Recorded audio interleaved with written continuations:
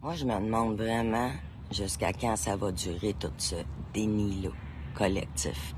Hein?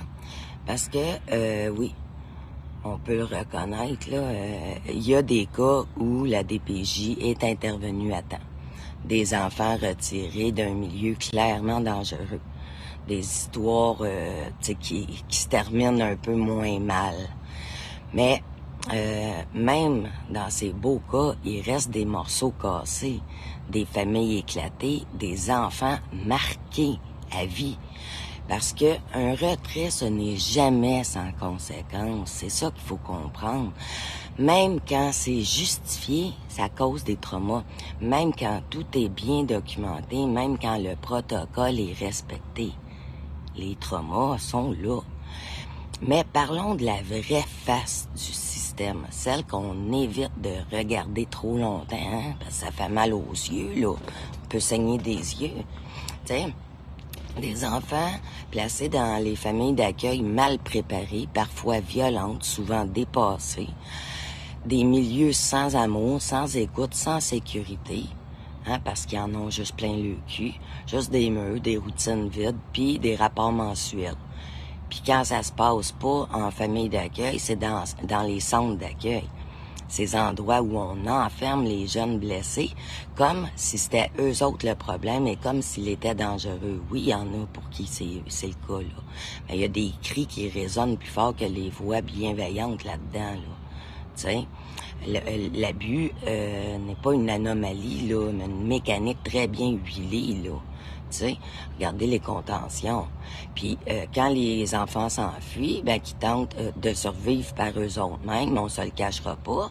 Encore là, ben c'est eux qui vont porter cette douleur-là pendant que ceux qui avaient la responsabilité de les protéger, eux autres rédigent un petit rapport de plus. Tu sais, puis dans les pires cas, ces jeunes-là, ben finissent à Toronto, hein, aller danser, à fuir le système censé les protéger. Puis avec un petit sac en plastique là comme bagage, puis des souvenirs d'avoir été trahi. Hein? C'est ça, là. Hein? On en a eu combien de cas chocs comme ça? Granby, Beaumont, Laval, Redon, Mascouche, Sherbrooke. On a pleuré, on a dit plus jamais, puis on a essuyé les larmes des parents et retourné au confort de notre silence. Hein? On a eu la commission Charbonneau pour la corruption. Après ça, on a eu la commission Laurent pour la protection de la jeunesse. Hein? Puis depuis quoi? On a eu la loi sur le tribunal spécialisé, hein? Qui a retiré aux parents son droit de choisir un juge. On a eu la loi 92 qui a instauré un tribunal unifié sous prétexte de simplifier, mais qui, selon moi, va encore centraliser le pouvoir et fragiliser la défense des familles, là. On se le cachera pas. Après ça, la loi 15, celle qui permet de couper un lien familial avant même que le cœur ait eu le temps de guérir. Une loi qui permet d'adopter rapidement un enfant sans même que le parent ait pu démontrer sa réhabilitation, excusez. 3 lois, 3 armes déguisées en réforme, 3 coups de plus contre le droit parental, contre la justice équitable, contre l'enfance blessée. Encore. À chaque scandale, on promet. À chaque décès, on réforme. Hein? En surface. Juste assez pour calmer le monde. Mais jamais assez pour changer la culture. Ben non, parce qu'elle est payante. Parce qu'on ne veut pas admettre que le système est malade. Il faut déconstruire, pas juste le réorganiser, mes amis, là. À ceux qui disent encore, oui, mais la DPJ fait de son mieux. Ouais, pour certains. Mais aujourd'hui, c'est rendu systémique, là. Généralisé. Puis mieux de qui? Parce que on parle de nos enfants, puis c'est eux autres qui traînent pendant ce temps-là, tu sais.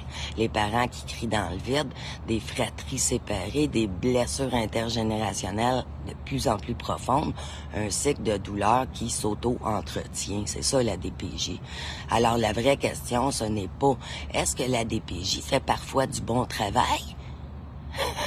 La vraie question, c'est jusqu'à quand va-t-on tolérer un système qui brise plus qu'il protège? C'est ça la vraie question, en tout cas selon moi.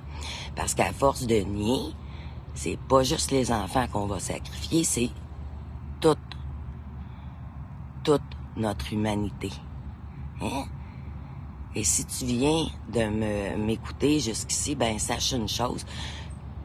Moi, j'ai de quoi de beau à proposer. Un projet qui se prépare très bien, qui rassemble, qui va redonner du sens. Parce que moi, j'ai pas lâché, j'ai pas arrêté. Puis, je sais que toi non plus, t'arrêteras pas. Parce qu'on parle de l'avenir de nos enfants. Hein? Bonne réflexion. Bon café.